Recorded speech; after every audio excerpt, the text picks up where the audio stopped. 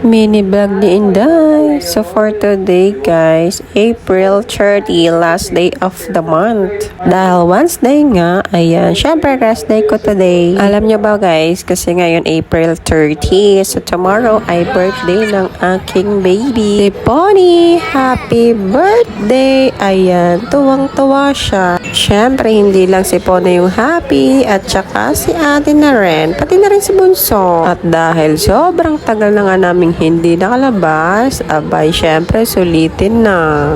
At dahil nga ayoko naman talaga magdala-dala mga junakis pag nagagala, at syempre panay turo yan.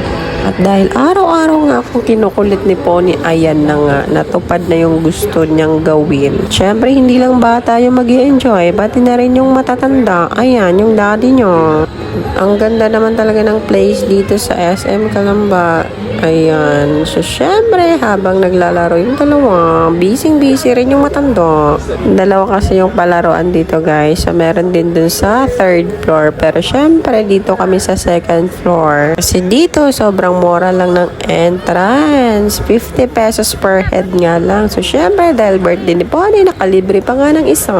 O, diba? Kung saan mura, dun tayo. Ganon. Dahil gusto ko naman talaga yung mag-e-enjoy din sila talaga. Ayan, tuwang-tuwa nga. Pati naman si Toto, nakikisabay na rin sa paglalaro. Ayan, dahil natuto na nga siyang maglakad, hindi na ako nahihirapang magkarga-karga pa. Ayan, kaya sinama ko na rin talaga siya dito sa loob. Dahil minsan lang talaga kaming makalabas. Ayan, sulitin nyo na mga baby.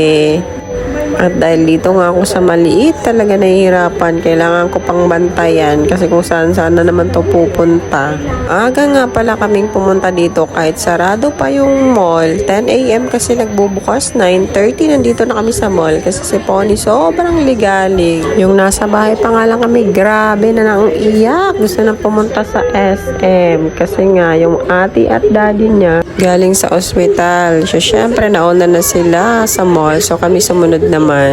At dahil birthday nga ni Pony tomorrow, so syempre kailangan muna niya mag-enjoy once in a year. Charot. Kung yung dalawang ate itong naman wala sa mood. Oh, ayan na.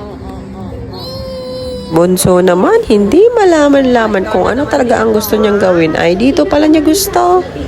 Thank you for watching.